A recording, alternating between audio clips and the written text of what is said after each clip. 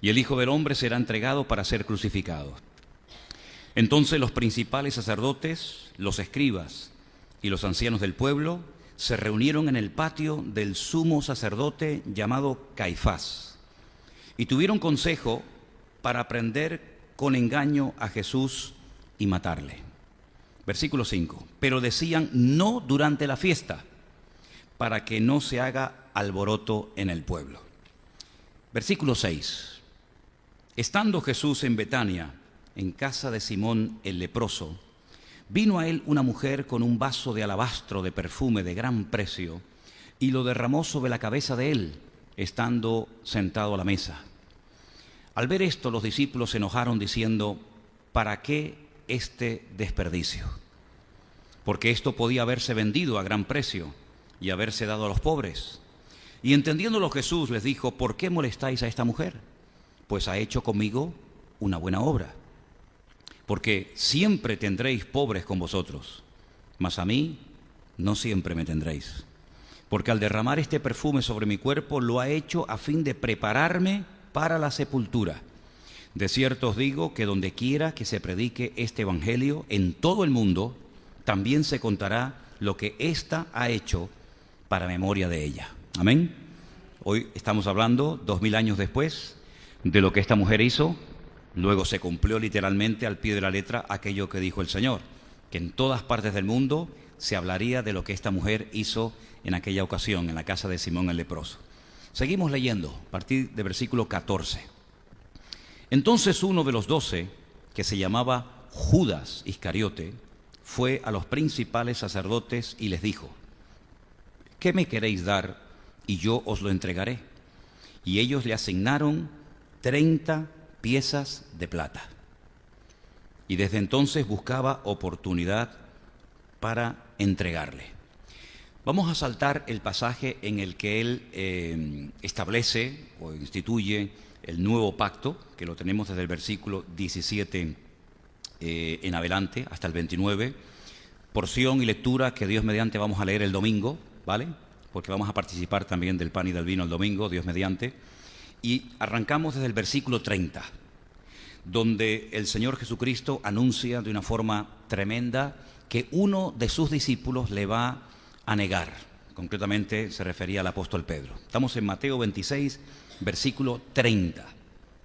Cuando hubieron cantado el himno, salieron al monte de los olivos.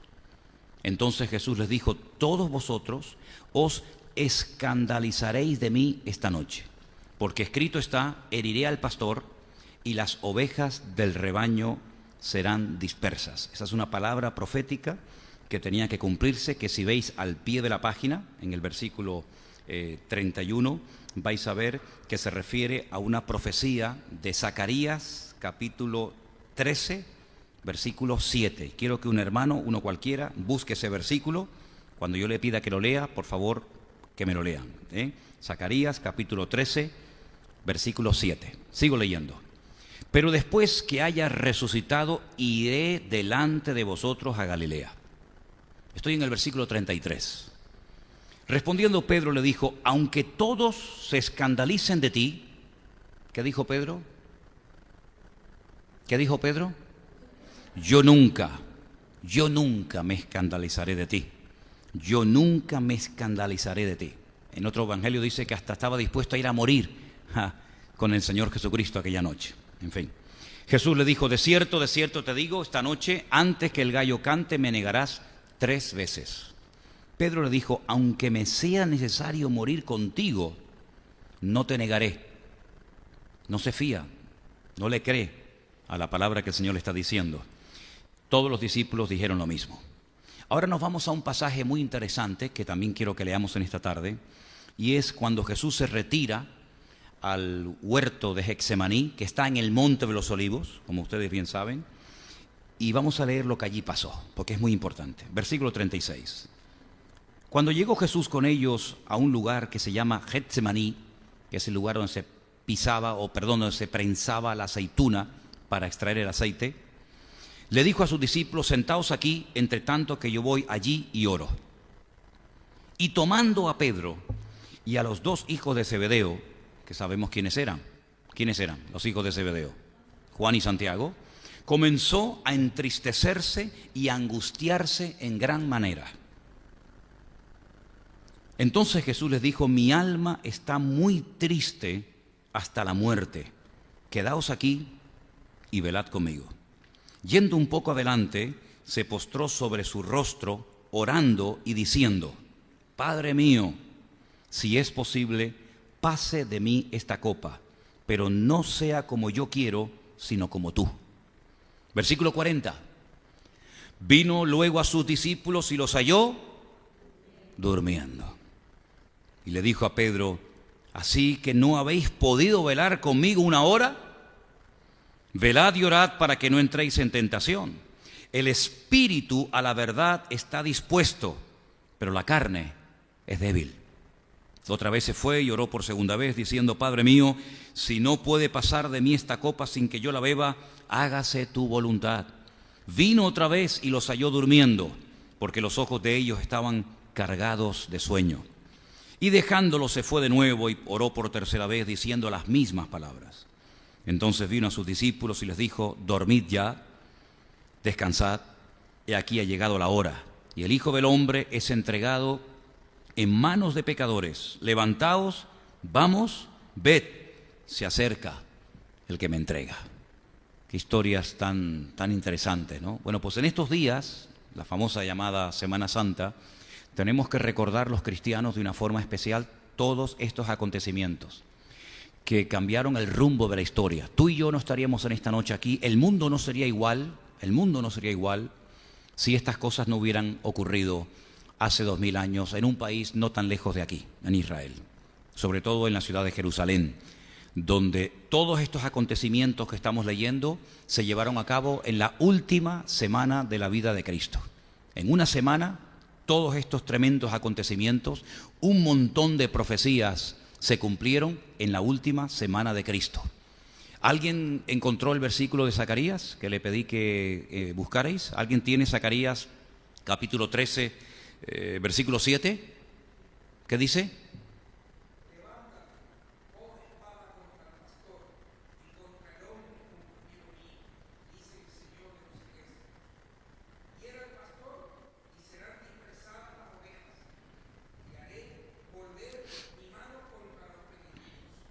Ese versículo el Señor Jesucristo se lo cita a los discípulos para recordarles que todo lo que está ocurriendo no es producto de la casualidad, sino que son profecías tras profecías que se están cumpliendo.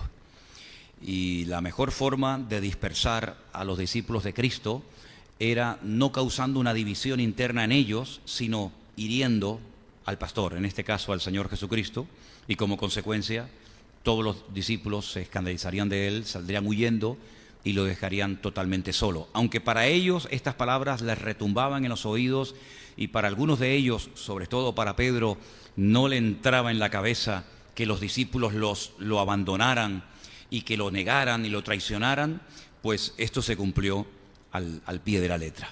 Fíjense que entre el anuncio de su muerte y su crucifixión hay acontecimientos en medio que son muy importantes a tener en cuenta. Y uno de ellos es, sin lugar a dudas, el tiempo de oración que pasó en el huerto de Getsemaní. Es un lugar en el que el Señor Jesucristo derramó su alma delante del Padre, es un lugar donde Él fue quebrantado y es un lugar donde Él decide renunciar a su voluntad, aceptar la voluntad del Padre y decir: bueno, voy a la cruz porque esta es la voluntad de mi Padre para mí. Y Él la aceptó con agrado, y aunque todos salieron corriendo, y aunque todos por cobardía, por temor, por miedo se asustaron, el Señor Jesucristo asumió su responsabilidad y Él fue a la cruz porque sabía perfectamente que para eso había nacido y que las Escrituras sí o sí tenían que cumplirse. El alto sentido del deber que tenía el Señor es realmente asombroso. Con tal de que se cumpliera la Escritura, Él era capaz de morir, Él era capaz de recibir todo tipo de humillaciones. Si así se cumplía la palabra, bienvenidas sean las humillaciones, bienvenida sea la traición, bienvenida sea la negación de Pedro, etcétera, etcétera. Es decir, por encima de sus emociones, por encima de sus sentimientos o de su propia voluntad, En el corazón de Cristo estaba el deseo de que la voluntad del Padre se cumpliera. Y en el caso de él, la voluntad de Dios era muy dura. En el caso de él, la voluntad del Padre era la muerte, el sufrimiento, la humillación, la vejación, el abandono, el menosprecio. Pero él estaba dispuesto a sufrir todo lo necesario con tal de agradar a su Padre y con tal de que las Sagradas Escrituras se cumplieran. Qué ejemplo, ¿no, hermanos? Qué ejemplo tremendo. Vamos a seguir leyendo porque ahora viene el arresto de Jesús. Cuando vienen a prenderlo, vamos a leer a partir del versículo 47. Seguimos en Mateo 26.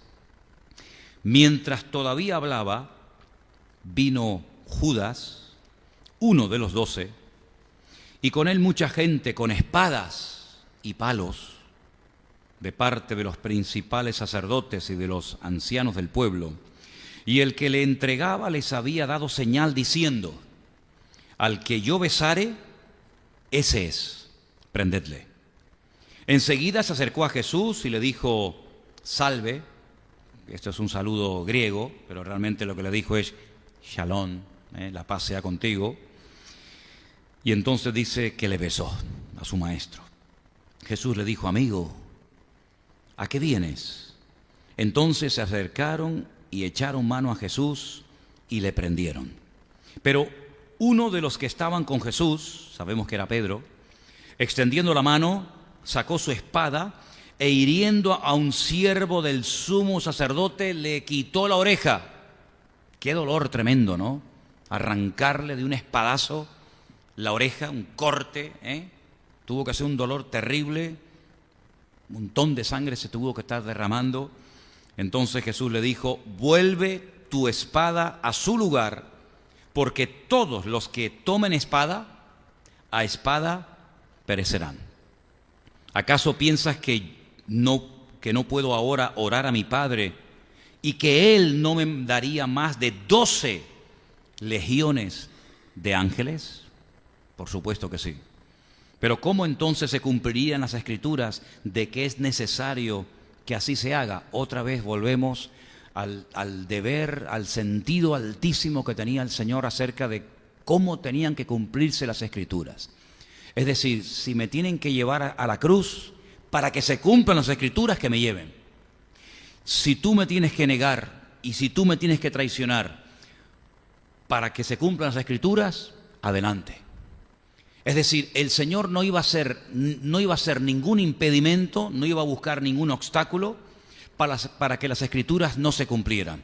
Yo pienso, y me imagino que todos estamos de acuerdo en esto, que ese sentido del deber, el que se cumpla sí o sí la palabra, debería ser en cada uno de nosotros nuestra mayor prioridad y nuestro mayor anhelo, ¿sí o no? Que se cumpla la palabra de Dios, aunque sea sufriendo, llorando, muriendo, pero que se cumplan las Escrituras.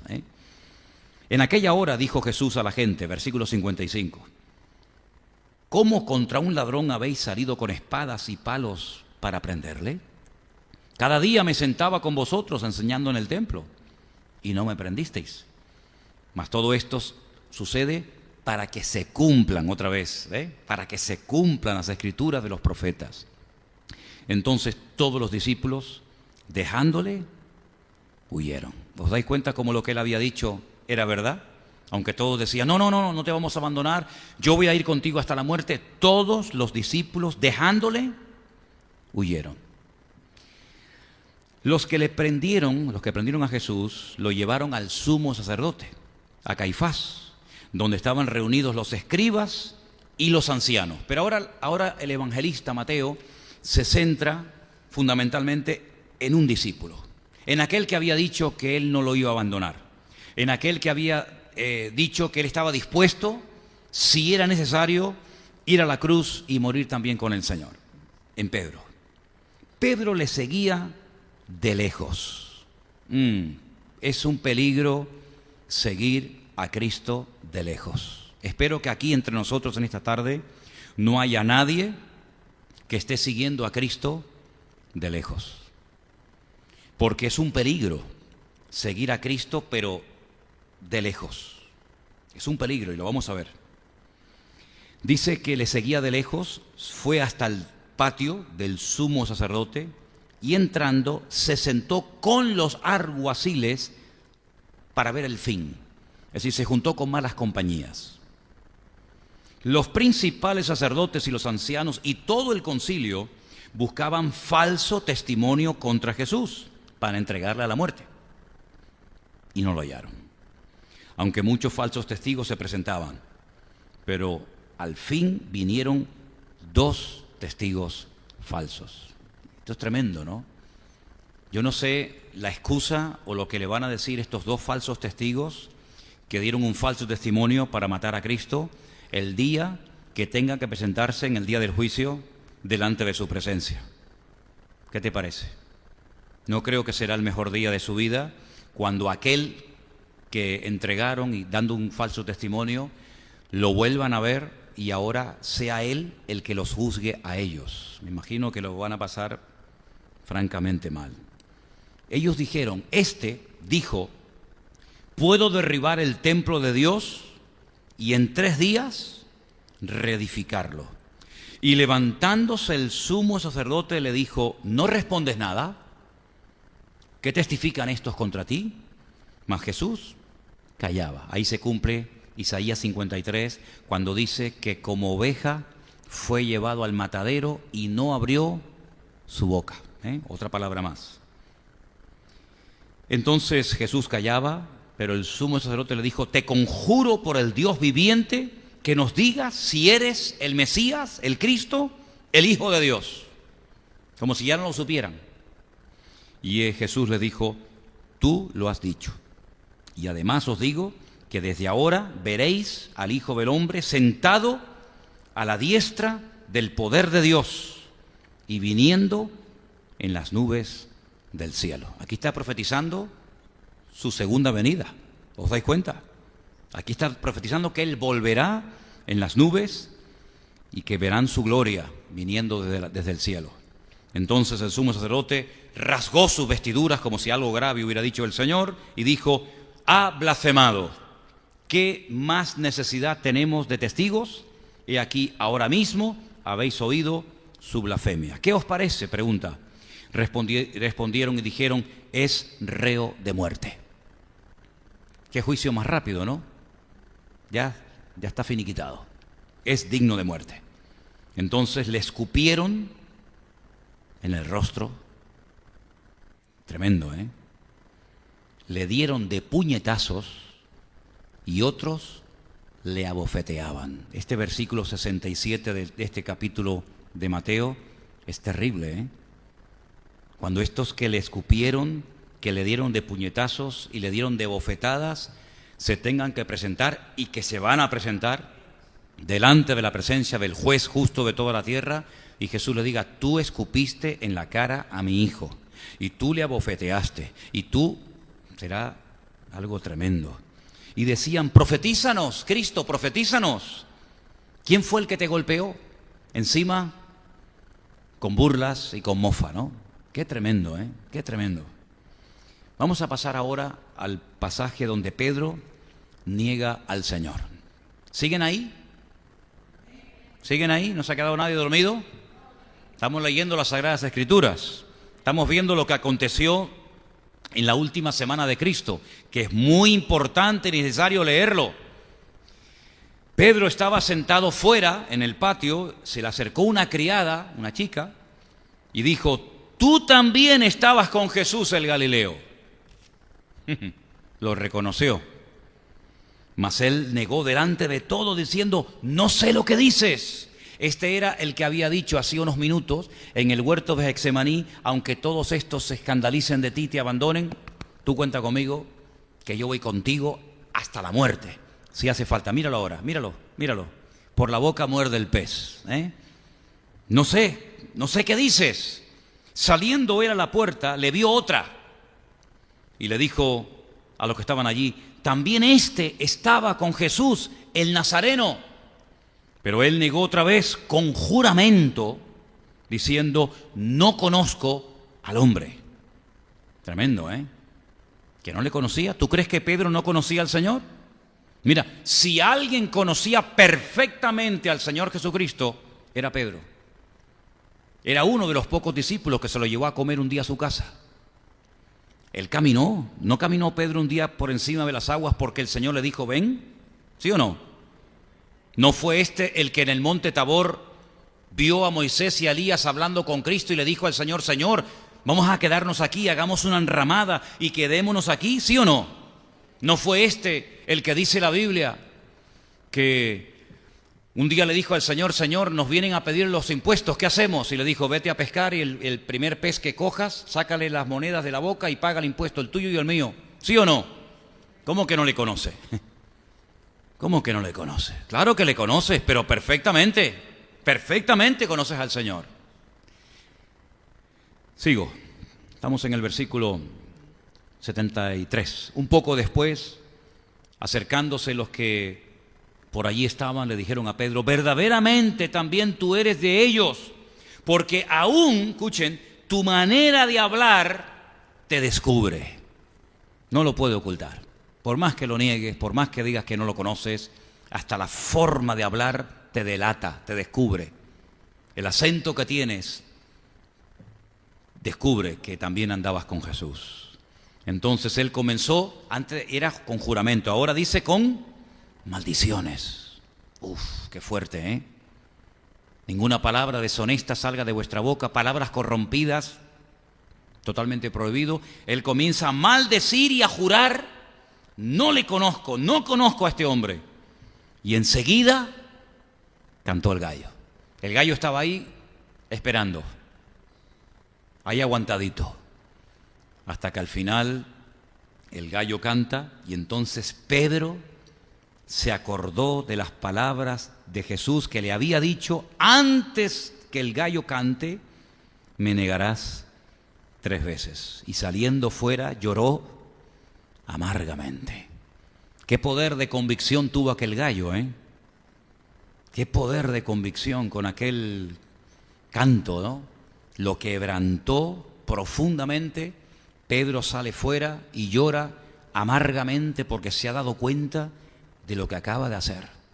Se acaba de dar cuenta de que ha maldecido, de que ha jurado que no conoce al Maestro, que no conoce al Señor, y ahora ese peso de culpabilidad, esa culpabilidad en su alma, en su conciencia, en su corazón, lo está triturando y el hombre sale llorando amargamente. En otro evangelio, no en el de Mateo, en otro evangelio dice que esta última vez, cuando Pedro niega al Señor, se cruzan las miradas, no sé si lo habéis visto, se cruzan las miradas, dice que Jesús se le quedó mirando, no le dijo nada, pero con la mirada se lo dijo todo, y dice que cuando el Señor se le queda mirando, dice que le entra esa congoja, le entra ese dolor tan profundo en su alma y sale fuera y se pone a llorar. Qué tremendo, ¿no? Qué triste, ¿no? Qué triste. Ese día malo llegó para la vida de Pedro y se cumplió la palabra. Antes de que el gallo cante, me negarás 3 veces. Ahora ya no estamos en Getsemaní, ahora ya no estamos en la casa del sumo sacerdote, ahora nos trasladamos, claro, todo esto parece que se lleva a cabo en el mismo sitio, pero los que habéis viajado conmigo a Israel sabéis las distancias, ¿verdad? Sabéis que el huerto de Getsemaní está en un sitio, que hay una distancia considerable desde el huerto de Getsemaní hasta la casa del sumo sacerdote Caifás. De ahí lo meten dentro de la ciudad donde vivía el gobernador, no podía ser de otra manera, en un castillo, en una fortaleza que se conocía con el nombre de la fortaleza de la Antonia, donde vivía el gobernador Poncio Pilato, la autoridad representativa del Imperio Romano. Ahora lo llevan de un lugar a otro, ya han pasado horas, Jesús sin dormir, siendo humillado, siendo maltratado, abandonado por sus discípulos, etc. Y ahora nos encontramos en la casa de la autoridad gubernativa. Nos encontramos ahora en la casa, en el palacio de Poncio Pilato. Vamos a ver qué pasa. Vamos al capítulo 27 de Mateo. Venida la mañana, ya está amaneciendo. Es decir, en toda la noche el maestro ha descansado, toda la noche lo han tenido de un lugar para otro. Venida la mañana, todos los principales sacerdotes y los ancianos del pueblo entraron en consejo contra Jesús para entregarle a muerte. Hay un salmo que dice, todos se juntaron, todos se confabularon contra mí, ¿verdad? Rompamos sus ligaduras, que no gobierne sobre nosotros, ¿verdad? Aquí se cumple. Le llevaron atado, como si se fuera a escapar, y le entregaron a Poncio Pilato, el gobernador. Y dice en el versículo 3, entonces Judas, ahora salta a otro discípulo, el que le había entregado, viendo que era condenado, devolvió arrepentido las 30 piezas de plata a los principales sacerdotes y a los ancianos, diciendo, yo he pecado entregando sangre inocente. Ya es tarde, querido, ya es demasiado tarde. Ellos dijeron, ¿y qué nos importa a nosotros? Allá tú. Arrojando las piezas de plata en el templo, salió, se fue y se ahorcó. Otro versículo tremendamente triste de la Biblia. Un hombre que vio milagros, que tuvo la dicha y el privilegio de oír, de vivir, de caminar durante años con el Señor Jesucristo, y mira cómo termina, suicidándose, quitándose la vida. Es uno de los pocos casos en la Biblia de gente que se quita la vida. Otro fue, todos saben ustedes, Saúl. Ahora vemos aquí a Judas ahorcándose.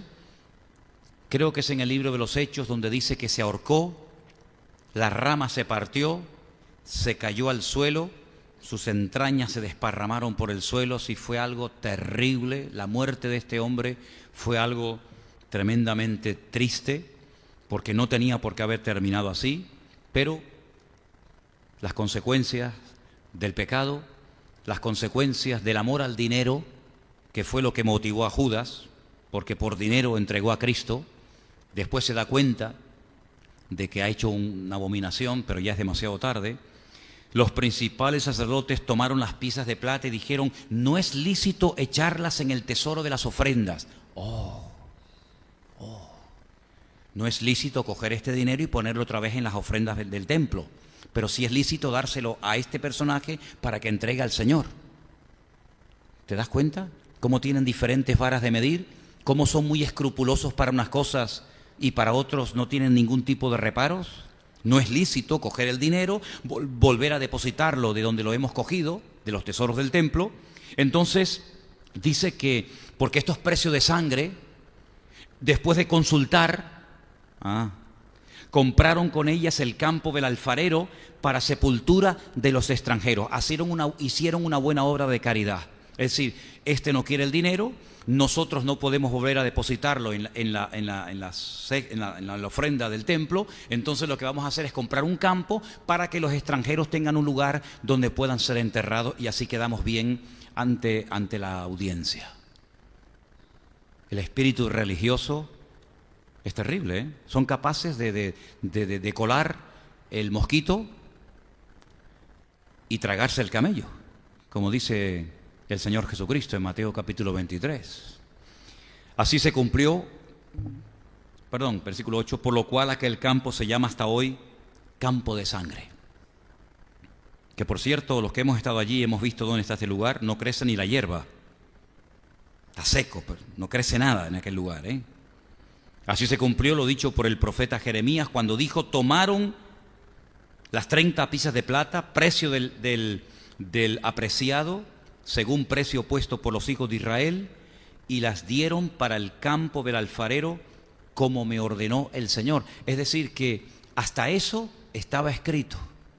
Podían haberle dado 25, 45, 30, 28, 19... No, justo 30 piezas de plata, lo que había profetizado Jeremías cientos de años antes del nacimiento de Cristo.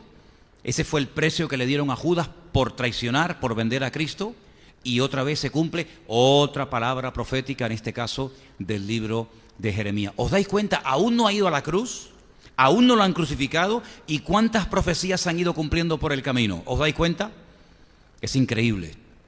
Se calcula que se cumplieron más profecías en la vida de Cristo en la última semana que en toda su vida. Y es que las palabras que el Señor profetizó, sí o sí, se van a cumplir. No solamente en su primera venida, sino en su segunda venida, y en todos y en cada uno de sus hijos. Amén, hermanos.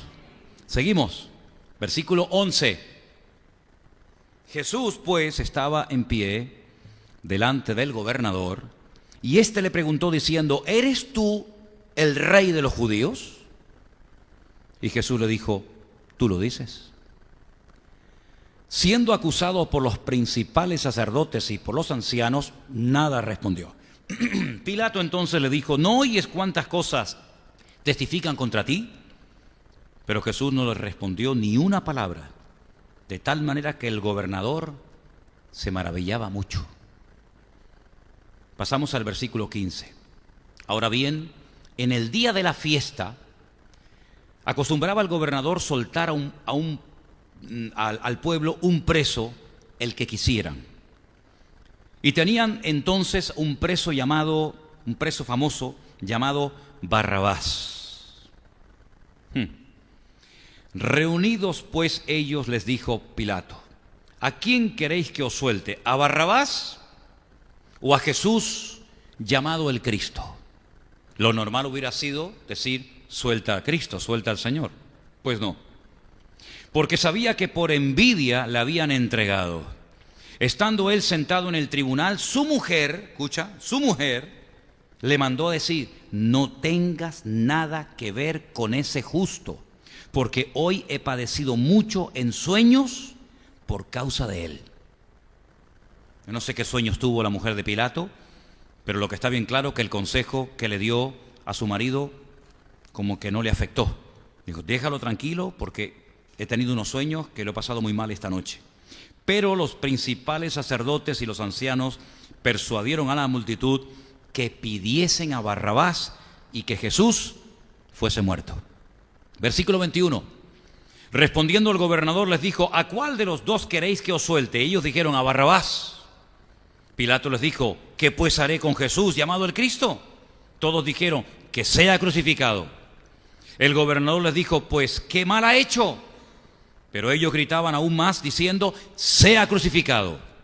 Viendo Pilato que nada adelantaba, sino que se hacía más alboroto, tomó agua y se lavó las manos delante del pueblo, diciendo: inocente soy yo de la sangre de este justo, allá vosotros. Pues si está haciendo funciones de juez y usted considera que este hombre es justo, lavándote las manos no solucionas el problema. Si es justo y tú tienes la autoridad para soltarle, ¿por qué no le declaras inocente y lo sueltas? Es interesante, ¿verdad? Es como una contradicción. Tú eres el juez, reconoces que es justo, que no es culpable, pero no lo sueltas. Es que todo estaba escrito, hermanos, todo estaba escrito. Entonces, versículo 25 dice: respondiendo todo el pueblo, dijo: su sangre sea, y ahí viene lo tremendo, sobre nosotros y sobre nuestros hijos. Marcaron su destino ese día. Ese día dijeron: nos da igual si es justo, si es inocente, si es bueno, si es un criminal, nos da exactamente igual. Crucifícalo y nosotros y nuestros hijos nos hacemos cargo del veredicto que vas a dar. Y ahí marcaron su destino. Este pueblo en ese momento marcó su destino y lo sabemos perfectamente. Y aunque Dios es un Dios de misericordia y es galardonador de todos los que le buscan, y todo el que invocare el nombre del Señor será salvo, lo que está bien claro es que ellos fueron partícipes junto con Pilato en ese momento de que las escrituras evidentemente se cumplieran, pero no cabe la menor duda de que lo que dijeron fue muy fuerte, tanto para ellos como para su descendencia, sobre nosotros y sobre nuestros hijos, que caiga su sangre. Entonces le soltó a Barrabás, verso 26, habiendo azotado a Jesús, le entregó para ser crucificado. Ahora, el látigo romano no era hacerte caricias ni cosquillas. El látigo romano, dicen los comentaristas, que terminaba matando a más de uno. Había diferentes tipos de látigos. Unos tenían una especie de púas, otros eran como huesos en la punta, que te terminaban arrancando toda la piel de la espalda a pedazos y se quedaba prácticamente el esqueleto vista. Sí, el látigo romano era de una crueldad tremenda.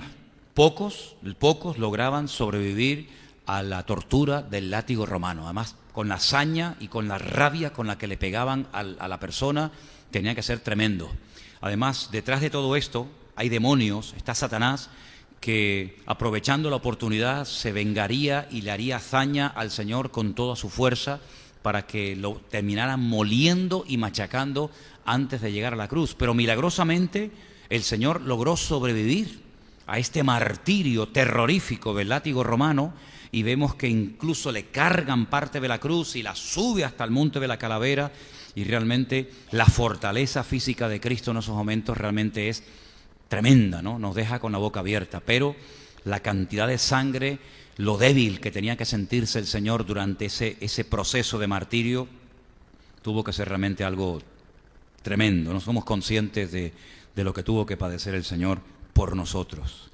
Entonces los soldados del gobernador llevaron a Jesús al pretorio y reunieron alrededor de él a toda la compañía, y desnudándole, impresionante, ¿no? Desnudándole, le echaron encima, después de la paliza, después del látigo, lo desnudan, lo cubren con un manto de escarlata.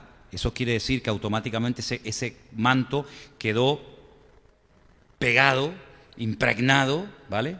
Y bueno, y pusieron sobre su cabeza una corona tejida de espinas y una caña en su mano derecha, e hincando la rodilla delante de él le escarnecían diciendo: salve, Rey de los judíos.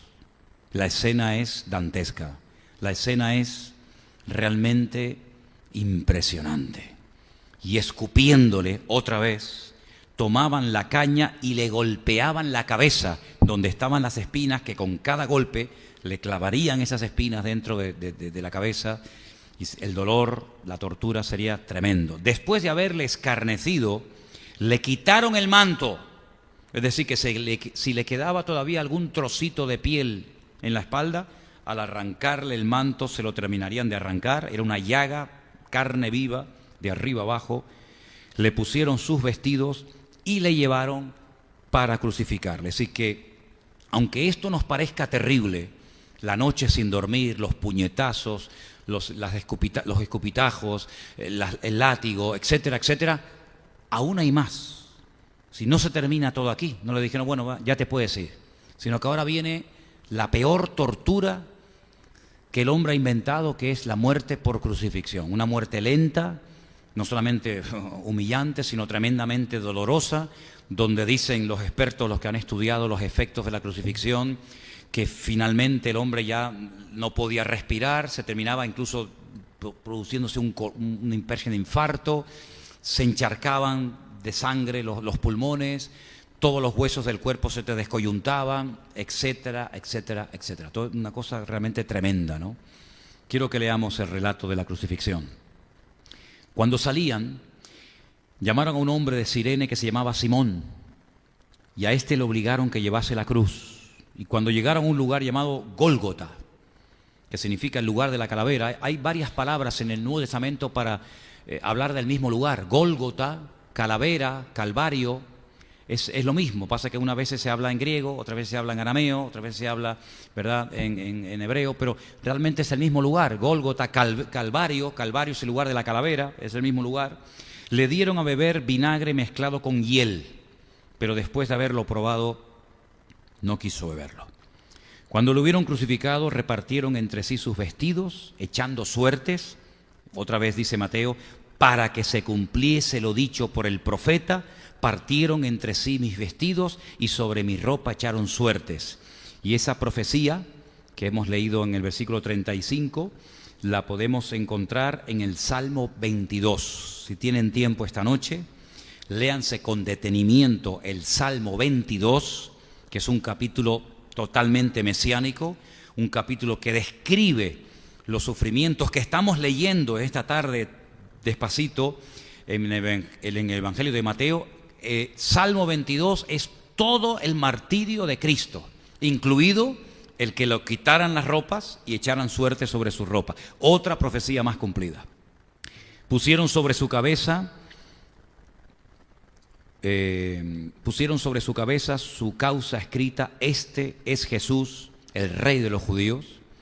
Entonces crucificaron con él a dos ladrones, uno a la derecha y otro a la izquierda. Es interesante que no hay un solo detalle en la Biblia que sobre, todo tiene una razón de ser, todo tiene una explicación. Cuando dice que pusieron a uno a su derecha y a otro a su izquierda, no es para rellenar el argumento, no es para rellenar el relato, sino es para destacar el hecho de que a él lo pusieron en el centro. Es decir, podían haber crucificado ese día a 200 o a 300 o a miles, que no era la primera vez ni la última que lo hacían los romanos. Pero ese día, concretamente, solamente crucificaron a 3. Y a él lo ponen en el centro. Eso significa de que de los 3 que estaban allí, al que ponían en el centro era al que consideraban el más culpable de los 3. Los 3 iban a morir crucificados, ¿vale? Esto estaba bien claro. Pero los romanos tenían la costumbre de poner siempre en el centro, como para atraer las miradas al que ellos consideraban que era el más culpable, por así decirlo, el cabecilla de todos, ¿no? Y por eso destaca la Biblia que él estaba en el centro y uno a la derecha y otro a la izquierda, ¿vale?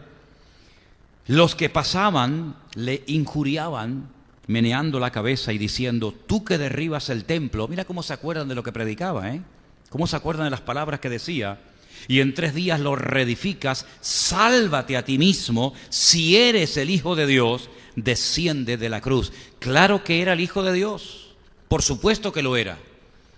El mismo Padre, el día que fue bautizado en el río Jordán, ¿os acordáis? Se oyó, después de muchísimo tiempo, la voz audible de Dios, diciendo: este es mi Hijo amado. ¿Os acordáis? Claro que es el Hijo de Dios. Aunque ustedes lo pongan en duda, el Padre ha dado testimonio, ha avalado, ha confirmado de que este no es un impostor, no es uno más, sino este es mi Hijo amado, en el cual tengo toda complacencia, y termina y añade y dice: a él oíd. Prestar atención, cosa que no hicieron. De esta manera, también los principales sacerdotes, escarneciéndole, los escribas y los fariseos y los ancianos, decían: a otro salvó, sálvese a sí mismo. A otro salvó, a sí mismo no se puede salvar. Si es el Rey de Israel, descienda ahora de la cruz y creeremos en él. Falso. Yo creo que si Jesús hubiera bajado de la cruz en ese momento, tampoco hubiesen creído. Porque después le vieron resucitado, que es más grande todavía que descender de la cruz, y tampoco quisieron creer en él. Por lo tanto, eso de que si bajas de la cruz vamos a creer en ti, el que no quiere cambiar, ni viendo milagros va a cambiar. El que no quiere verdaderamente hacer la voluntad de Dios, ni viendo a Dios en persona, se va a convertir. Y aquí tenemos un ejemplo más. Sigo leyendo, ya estamos terminando, versículo 43. Confió en Dios, líbrele ahora si le quiere, porque ha dicho: soy hijo de Dios. Lo mismo le injuriaban también los ladrones que estaban crucificados con él. O sea, allí no había nadie que le apoyara. Los ladrones por un lado, los romanos por otro lado, los sumos sacerdotes, el populacho. Aquello era un acto realmente bochornoso, un escarnio público terrible. Y desde la hora 6ª hubo tinieblas sobre toda la tierra hasta la hora 9ª. Más o menos se calcula que al Señor Jesucristo lo crucificaron como a las 7 de la mañana. Y se calcula que más o menos como a las 3 de la tarde el Señor murió. Ya son unas cuantas horas, un martirio terrible estar allí colgado. Cerca de la hora 9ª, Jesús clamó a gran voz diciendo: Elí, Elí, lama sabactani. Eso no es hebreo, eso es arameo. Elí, Elí, lama sabactani, que significa: Dios mío, ¿por qué me has desamparado? Otro versículo del libro de los Salmos. Algunos de los que estaban allí decían al oírlo: a Elías llama a este. Y al instante, corriendo uno de ellos, tomó una esponja y la empapó en vinagre, y poniéndola en una caña le dio a beber. Pero los otros decían: deja, veamos si viene Elías a librarle. Mas Jesús, habiendo otra vez clamado a gran voz, entregó el Espíritu.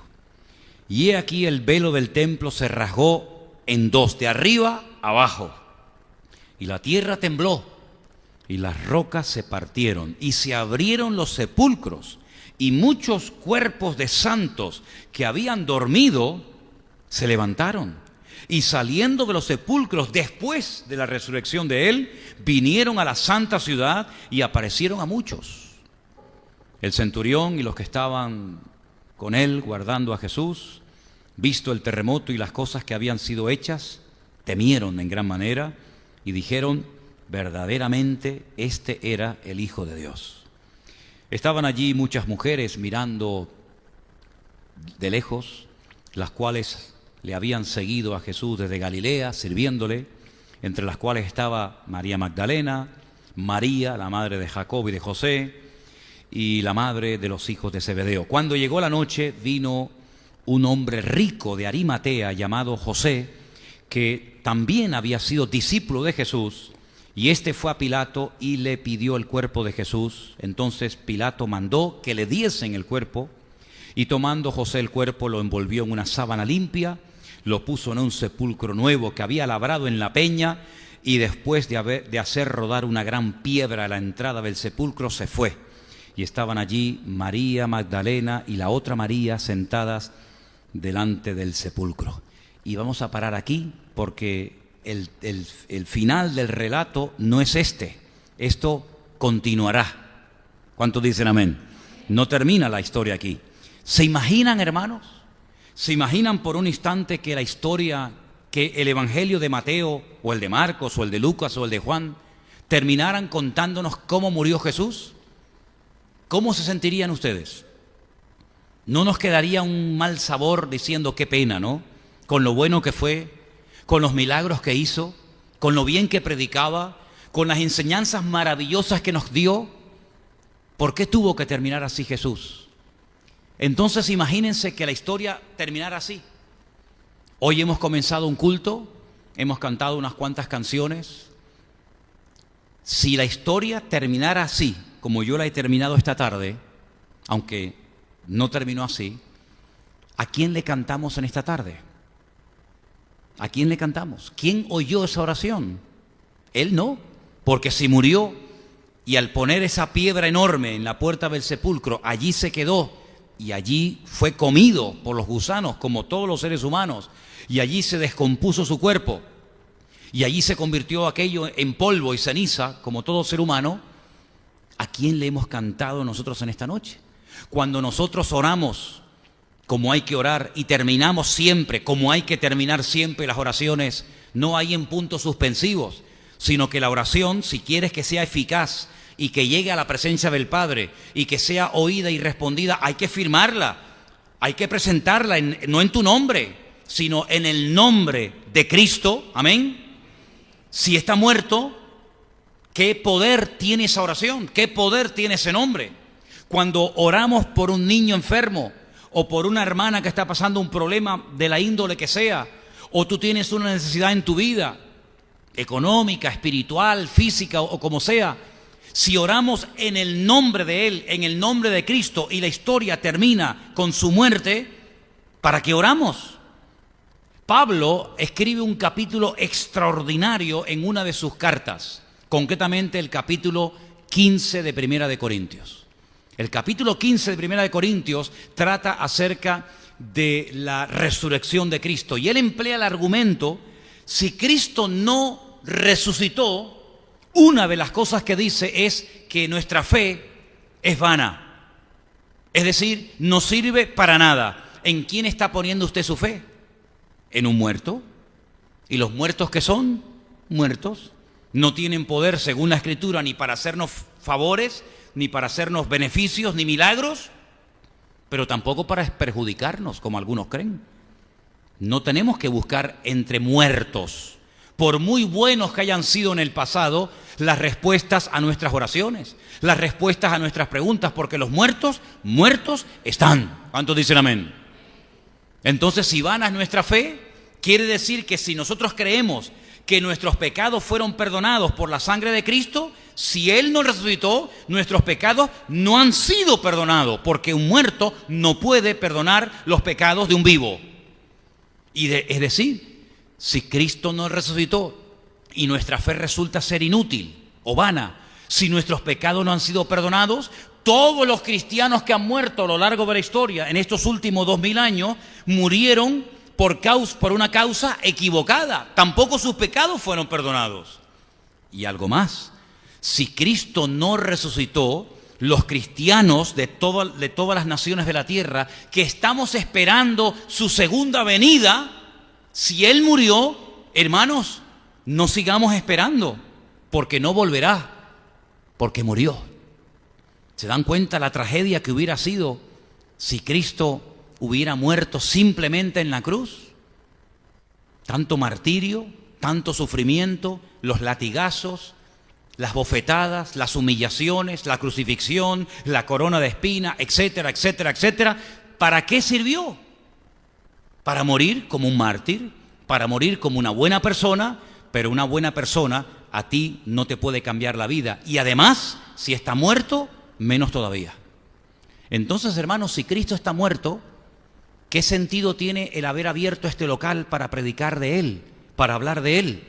No tiene ningún sentido. Alquilar un local para hablar de un muerto, sinceramente, desde mi punto de vista, es ridículo, es absurdo.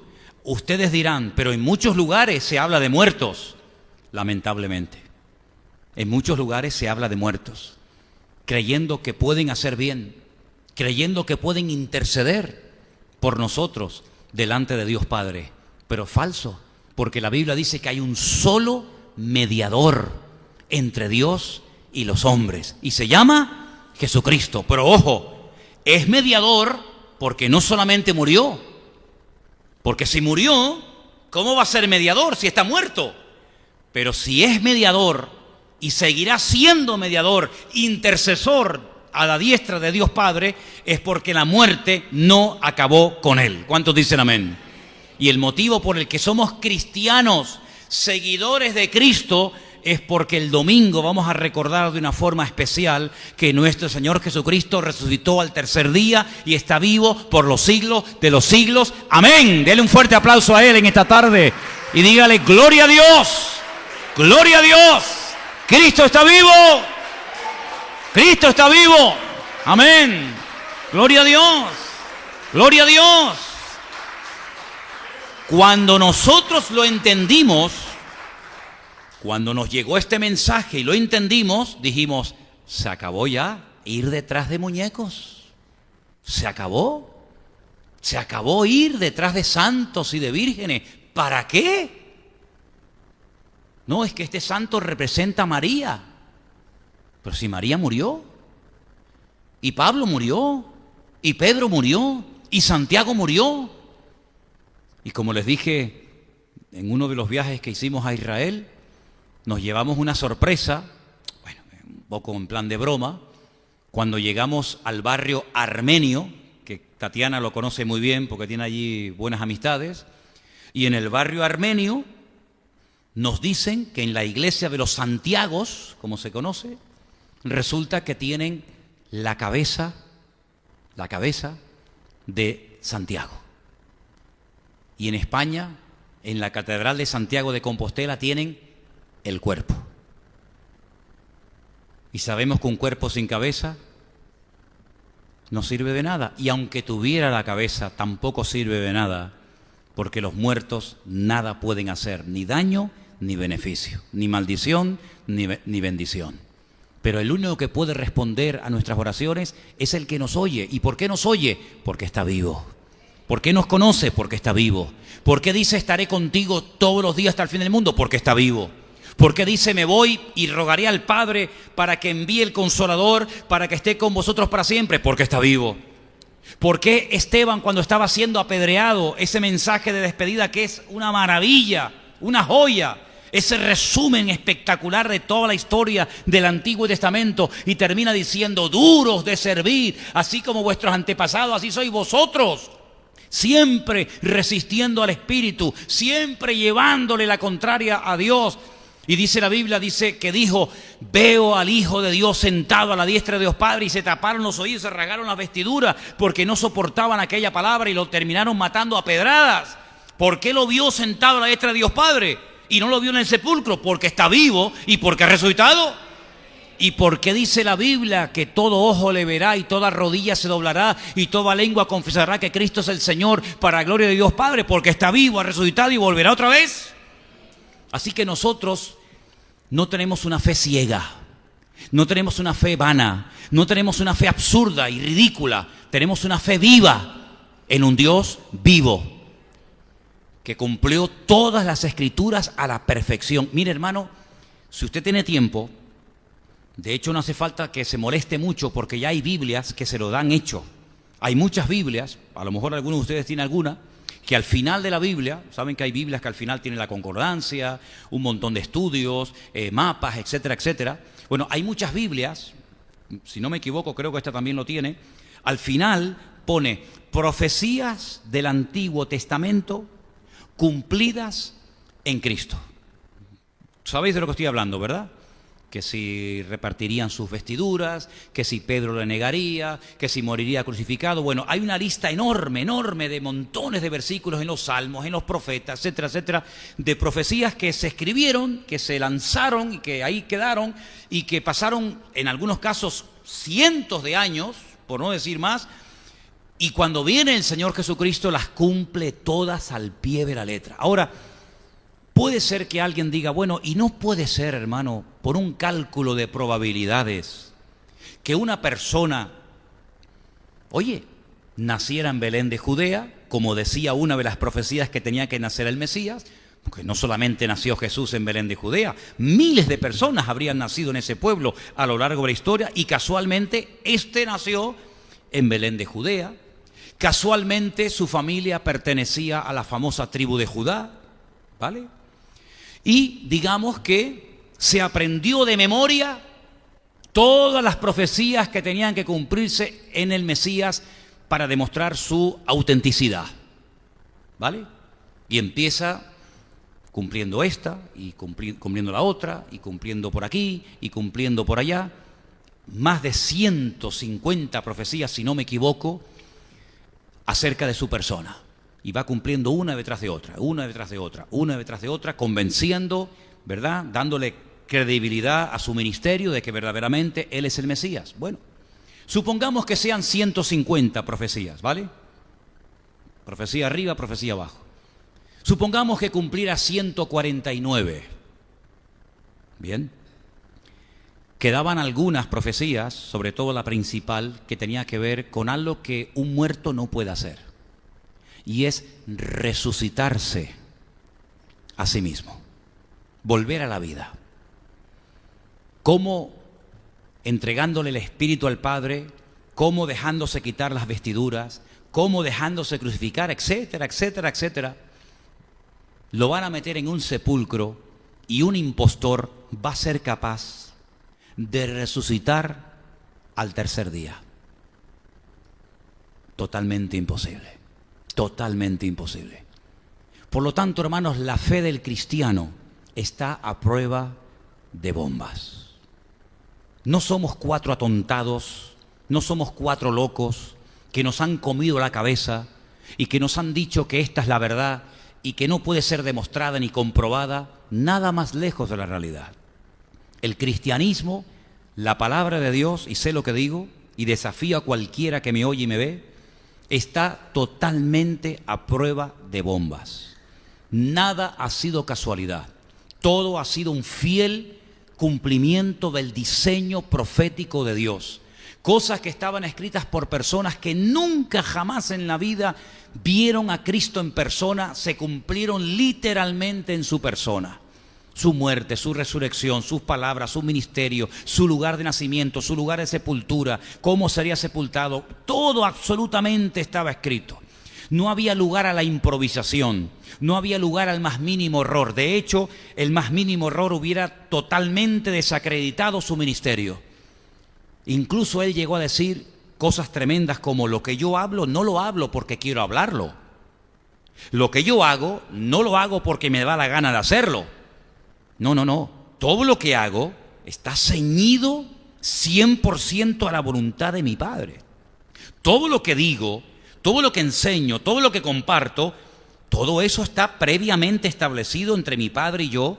Y lo que hago, lo hablo porque el Padre quiere que lo hable. Y lo que hago, lo hago para dar testimonio de que el Padre está conmigo. Es decir, no fue una vida de una constante improvisación, donde ahora que hago, vamos a Galilea, a Samaria, a Capernaum, vamos a Galilea. Todo estaba diseñado por el Padre. Pero yo quiero concluir en esta tarde diciendo algo. Miren, hermanos, si Cristo es nuestro ejemplo en todo, y quiero preguntar para ver por qué camino tiro, ¿Cristo es o no es nuestro ejemplo en todo? ¿Estáis de acuerdo que Cristo es nuestro ejemplo en todo? Ok, entonces ahora voy a ir por este camino. Si no, tendría que ir por otro camino. Si Cristo es nuestro ejemplo en todo, y su vida estaba diseñada desde que se levantaba hasta que se acostaba, y no había lugar al error, ni a la improvisación, ni al deseo de decir, oye, que hoy tengo yo ganas de hacer esto, y ya está, y oye, me apetece, me apetece. Sino que llegó incluso a decir, no se haga mi voluntad. Luego la tenía, sino la tuya. Aquí hay dos voluntades, la tuya y la mía. Y yo te pido que en este momento, si hay alguna posibilidad de que no se haga tu voluntad, pues oye, pero que no se haga la mía, sino que se haga la tuya. Y lo pide en varias ocasiones. Es decir, si la vida de Cristo, todos sus pensamientos, sus palabras, sus movimientos, sus acciones, su levantarse, su acostarse, todo estaba coordinado, estaba diseñado por el Padre, yo pregunto, y ahora voy a dar un versículo que va a avalar lo que voy a decir, ¿no creen ustedes que el Señor Jesucristo también ya tiene organizada nuestras vidas? Yo lo creo. Y Pablo dice, y saben que es un autor muy profundo, que Pedro decía que a veces dice cosas tan difíciles de entender que los inconversos, los indoctos tuercen para su perdición. Pero Pablo dijo algo que es muy fácil de entender, ya vais a ver. Dice que él preparó las buenas obras en las cuales debemos de andar y ejecutar desde antes de la fundación del mundo, para todos y para cada uno de sus hijos. Eso quiere decir que cuando termine la carrera, tal vez ahora no somos conscientes, porque estamos en el día a día, pero cuando termine nuestra vida, dentro del tiempo que Dios lo tenga establecido, nos vamos a dar cuenta de que aquello no fue casualidad, de que aquella persona a la que le testifiqué o conocí o le prediqué o no sé qué o no sé cuánto, todo entraba dentro del plan de Dios. Pero hay un factor de riesgo y lo tengo que convertir, y es nuestra voluntad. Así como Cristo tenía su propia voluntad, que la sometió voluntaria y libremente al Padre, creo que nosotros tenemos ese factor de riesgo, y es que nuestra voluntad no se anuló el día que nos convertimos. ¿O sí? No, Señor.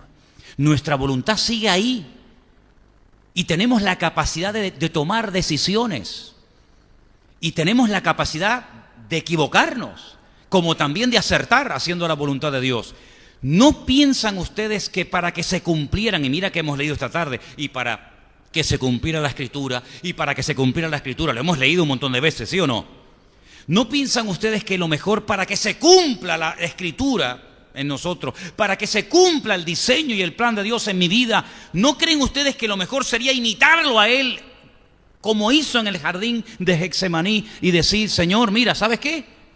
Para no equivocarme, para no meter la pata y aprender a base de palos, lo que voy a hacer es lo que tú hiciste. No se haga mi voluntad, sino la tuya. Y si eso lo oramos cada día, y desde la más profunda sinceridad y convicción, cada vez nos vamos a equivocar menos. Y va a darnos cuenta de que la vida lleva otros derroteros. Y nos vamos a dar cuenta de que a veces no perdemos tanto el tiempo con ilusiones o con cosas o con lugares o con historias que no entran dentro del plan de Dios. Pero cuando hay esa lucha, ¿no? esa línea entre mi voluntad y la de Dios, a veces se hace la mía, a veces se hace la de Dios, a veces un poco de la de Dios y un poco de la mía, y esa no es la voluntad del Padre. Yo creo que así como el Padre tenía una voluntad para el Hijo, tú vas a morir con 33 años, no con 40, no con 28, no de un tiro, no de un disparo, sino tú vas a morir en una cruz. Y a ti te van a abandonar tus discípulos, y a ti yo voy a querer que nazcas en Belén de Judea. Es decir, así como el Padre tenía todo estipulado y ordenado para el Hijo, nosotros ahora como hijos de Dios Yo creo que tenemos que descubrir el diseño de Dios para nuestra vida y dejarnos llevar por el Espíritu de Dios. Ahora yo pregunto una cosa, ¿Pilato quién era? Un pagano. Pilato no era un judío, ¿sí o no? ¿Pilato de dónde era? Era un romano, era un pagano, seguramente adoraba a Júpiter, a Mercurio, a Venus, a Afrodita, era un pagano, pero era la autoridad en Israel. ¿Y quién podía firmar la sentencia de muerte de Cristo? Poncio Pilato. Luego hay que ir a Poncio Pilato para que él me condene a muerte. Por eso Cristo no podía haber nacido en el tiempo de los griegos, porque en el tiempo de los griegos, de Antíoco Epifanes, de Casandro, de Seleuco, de Ptolomeo, de Casandro, de Alejandro el Grande, no existía la crucifixión. Por eso Cristo no pudo haber nacido en la época de los babilónicos, porque aquella gente empalaba a la gente, pero no los crucificaba. ¿Os dais cuenta cómo todo fue diseñado desde antes de la fundación del mundo? ¿Y os dais cuenta cómo fue necesario un Pilato? Claro que fue necesario que naciera un Pilato. Y aunque suene fuerte, fue necesario que hubiera un Judas en el equipo de Cristo. Y fue necesario un Anás y un Caifás. Y fue necesario un José de Arimatea. Y fue necesario todos y cada uno de los personajes que se le fueron presentando en la vida de Cristo. Luego nosotros hoy en día, 2000 años después, tenemos que darnos cuenta de que Dios va a poner en nuestro camino personas creyentes, personas inconversas, personas con autoridad espiritual, personas con autoridad política, distintos personajes que van a hacer que el cumplimiento de Dios para nuestra vida se haga realidad. ¿O quién sacó a José de la cárcel? Y no me estoy yendo del tema. ¿Quién sacó a José de la cárcel? ¿Dios? ¿Directamente? Hombre, vamos a ver, sabemos que lo sacó el Señor. Pero ¿quién sacó a José de la cárcel? El faraón de Egipto. Ay, amigo. Luego hizo falta un faraón para que lo sacara de la cárcel, como hizo falta un Pilato, como hicieron falta muchos personajes a lo largo de la historia, como esas piezas del ajedrez que todas son necesarias. Cuando empiezas una partida, ¿cuál es la más importante? La reina, el peón, el alfil, el caballo, todas las piezas son importantes. Y todo en nuestra vida, hermanos, desde que hemos conocido al Señor, si nos acoplamos a la voluntad de Dios, y acatamos su voluntad, cualquiera que sea, el Señor todo lo va a tener bajo su control. ¿Cuántos dicen amén?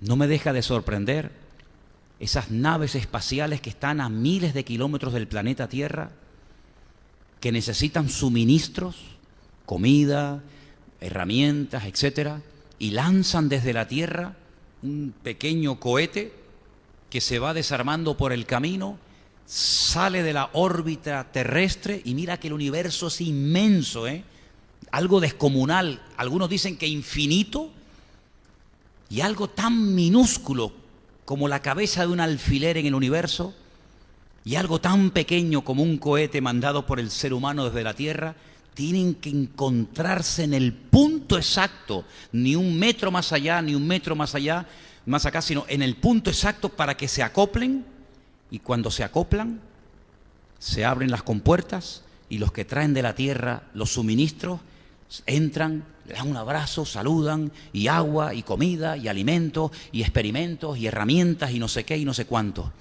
Bueno, pues eso es lo que tenemos que hacer nosotros, pero no tanto acoplarnos los seres humanos que mandan ayuda al cielo, sino acoplarnos con el cielo, con nosotros. Y entonces vamos a poder ver la voluntad de Dios en nuestra vida. Y aunque todo esto suene a sangre, aunque todo esto es una tragedia, aunque todo esto suene a traición, aunque haya escupitajos, aunque haya humillaciones, aunque haya un hombre que lo están masacrando en la cruz como al Señor Jesucristo, aunque le quiten las vestiduras, aunque uno se mande a mudar, el otro lo traiciona, el otro lo vende y dice, Dios mío, pero esto es una película de terror, es que esto va de mal en peor, desde que lo cojan en el Getsemaní hasta que llega al día siguiente a la cruz del Calvario, es que aparentemente todo es una tragedia, no hay nada bonito, todo es sangre y muerte y puñetazos y humillaciones. Pero espérate, El profeta Isaías dice, verá el fruto de su aflicción y quedará satisfecho. Pero para quedar satisfecho y para ver la gloria, primero hay que pasar por la cruz. Sin cruz no hay gloria. La gloria es el resultado de haber cargado la cruz en obediencia y el sometimiento al Padre. Así que ahora en este mundo nos toca cargar la cruz, con gozo, no con queja, con gozo. Y en la otra vida nos toca recibir el galardón según lo que hayamos hecho, bueno o malo, en esta vida. ¿Cuántos dicen amén? Cierra tus ojos ahí donde estás. Quiero que le des muchas gracias al Señor con tus propias palabras en esta tarde al Señor, porque todo lo que hemos leído no es una fábula, no es un cuento, es la historia real tal y como sucedió, tal y como pasaron los acontecimientos. Todo perfectamente diseñado, matemáticamente perfecto, para que tú y yo hoy pudiéramos decir, Padre, bendito sea tu nombre, Señor. Para que tú y yo podamos hoy tener el gozo de la salvación, para que tú y yo pudiéramos tener hoy vida eterna y perdón de nuestros pecados. Todo este calvario, todo este sufrimiento fue necesario. Por eso, Padre, gracias de todo corazón. No hay palabras en ningún lenguaje humano en la tierra para agradecerte todo lo que tú has hecho por nosotros, Señor. Y gracias porque vemos que tu palabra se cumplió hasta en el más mínimo detalle en la vida de tu amado Hijo Jesús. Y en esta tarde nosotros, Señor, queremos reconocer el gran e infinito amor de Dios. Gracias, Señor, porque todo ese esfuerzo y sacrificio no fue en vano. Y el próximo día de culto aquí en la iglesia celebraremos con gozo, alegría y júbilo que tú resucitaste de la muerte y vives por los siglos de los siglos. Aleluya. Gracias te damos por estas lecturas, por poder recordar en esta tarde tu triunfo, Señor, tu muerte, y queremos darte toda la gloria y toda la honra que tú mereces. Gracias te damos por formar parte de esta hermosa familia, la familia de Dios. Te damos gracias por todo en el nombre bendito de Jesús. Let it be that the young woman to whom I say, please let down your pitcher that I may drink. And she says, drink, and I will also give your camels a drink. Let her be the one that you have appointed for your servant Isaac. And by this I will know that you have shown kindness to my master. The patriarch Abraham thought that the time had come to look for a woman, a suitable companion for his son Isaac. He was saddened by the loss of his mother, and he was old enough to start thinking seriously about starting a family. But Abraham did not want his son to marry any woman, and not even pagan women, idolatrous women that would end up, as it happened, leading his heart astray and hindering those wonderful promises that the Lord had given the patriarch Abraham. What he does is that he sent his servant Eliezer, his trusted man, he sent him away to search for and find a suitable woman for his son. This man embarks on a very long journey with a tremendous responsibility on his shoulders, because he has to find the right person to share his life with the son of his master, Isaac. He puts God to the test. When he arrives at a place, he says, well, I come laden with many things, with spices and treasures, with many camels, surely with other servants as well. But I'm going to put up a test. The woman that I asked her to give me a drink, and I see a generosity, a willingness to give not only to me, to give me a drink, but also to those who are with me, I will believe that is the right woman for the son of my Lord. It is a wonderful story. As I said, with a tremendous burden of responsibility because Isaac couldn't marry just any woman. She had to be the right woman, and we saw in the Word that he found it. This woman was Rebecca, a woman that was able to leave everything to go and marry with a complete stranger that she had never seen before. And the two of them got married, and we all know the rest of the story, which is a truly wonderful story. My dear brethren, to know God's will in our lives is very important. It is not something to be taken lightly or as a joke. It's essential. How can we know today, right now, what is the will of God for our lives? Is it possible to know God's will today? Of course we can. We have said on many occasions that there is a will that is generic, a will that is involving us all. The Bible says, and this is the will of God, that by doing good you should silence the ignorance of the foolish men. Our sanctification, our life in order. There is a general will, as I said, that affects all, but let's say a purpose, some defined, concrete, and specific plans for each one of us. And that is why we have to pray, and we have to turn to the Word of God and ask the Lord, Lord, what do you want for my life? What do you want me to do? What do you want me to go? Where do you want me to live? With who should I marry and share the rest of my life? There are personal things, intimate matters, where we need to have the maturity and the desire, genuine desire to discover, and after discovering and knowing what is the will of God for my life, to put it into practice.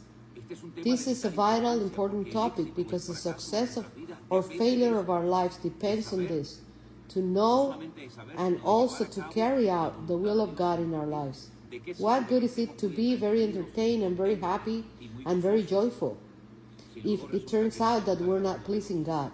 It is not just any job or any person or anything. There are plans that are specific and concrete for each one of the children of God. And that is why we have to invest time. God cannot speak to us in different ways, of course, through His Word, but sometimes it is also important to ask for advice. In the multitude of counselors there is wisdom, says the Proverbs. So therefore, let's take seriously this matter, because the will of God, it could be that our own personal will which is not annulled after knowing the Lord as our personal Savior. Well, it could be that it coincides with the will of God, but it could also be that sometimes it doesn't coincide with our own. So what are we going to do then? Well, the Bible teaches us that in the Garden of Gethsemane, the very Son of God, the Lord Jesus, said to the Father, Father, take this cup away, but not my will, but yours be done. What means is that our will can sometimes clash head-on with God's will, but in that case what we have to have is the maturity necessary to renounce to my own will and say, Lord, let your perfect will be done in my life. Even if it is hard to accept, even if I don't understand it, even if it is painful, because in the case of the Lord Jesus, the Father's will was to go to the cross, to die for our own sins, occupying our place in that cross. So my dear brother Eliezer, prayers were answered. He returned to Abraham's house with the right woman, and everything turned out well. And I desire and ask the Lord that everything in your life goes well.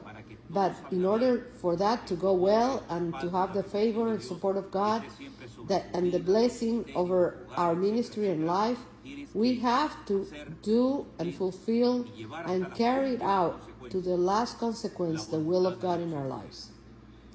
If you haven't prayed asking God what is your will for your life, then start doing that today. You may be very surprised. Because what good is it, I repeat, that we are doing things, beautiful and interesting things and even good things, if they're not pleasing and of God. It is not just anything, any activity, any career, any profession. There is people in the ministry that they imitate others.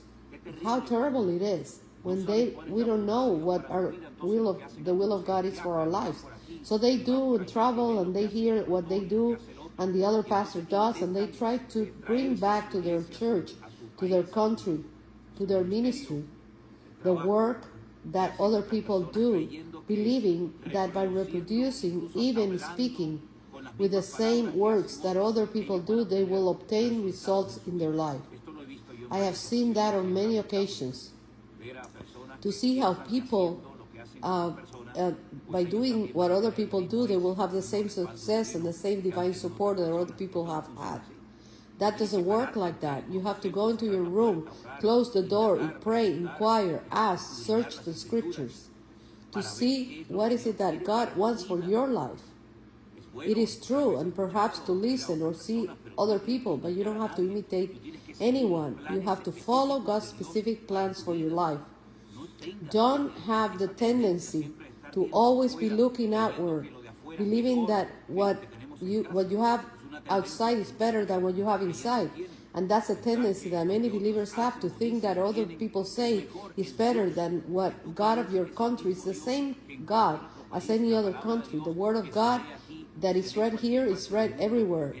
The Holy Spirit that speaks, that guides, that comforts, that consoles the believer is the same one that does anywhere else in the world. It is not that God is more powerful in one place and less powerful and effective in your country or in your territory. No, my dear brother, your God is the same one everywhere, and He rewards those who seek Him. Eliezer went alone, but he went with the support of God and the favor of God, ready to be guided. Do you want you to be guided or surprise you or intervene in your life? Do you want to follow God's plan, or do you want God to follow you?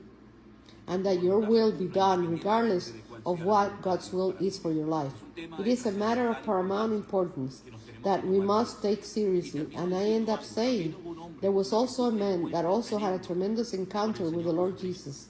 And I'm referring to the Apostle Paul, Saul of Tarsus.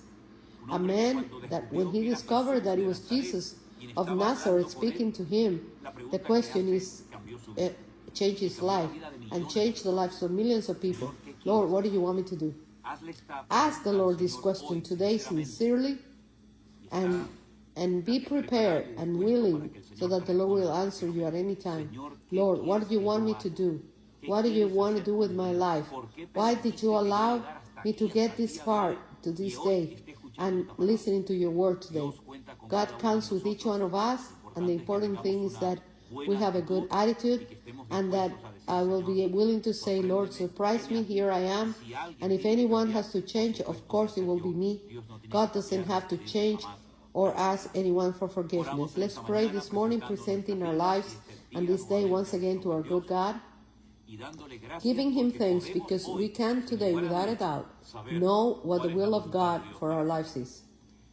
Thank you, Father, for this new day, for your word that motivates us, guides us, and instructs us, that indicates and shows us the direction that we must take. Help us, Lord, not to go astray, to be in the center of your will. Protect us, Lord, from making bad decisions, from having to imitate those others, to feel fully fulfilled. Lord, reveal yourself, show yourself to us, and show us the place, what we have to do, what we have to say at all times. We put our lives at your disposal, and we want to be useful instruments and effective instruments in your kingdom. We place our lives on this day in your hands, in the name of Jesus. Amen and amen. My dear brethren, greetings. Pastor Jeremiah, our pastor in San Francisco, Centro Evangélico Villanueva, is informing us that registrations for the June conference in Guatemala are going very well. I want to encourage all of the brothers and sisters in Guatemala to attend during that special conference that we'll be holding. It will be the third one.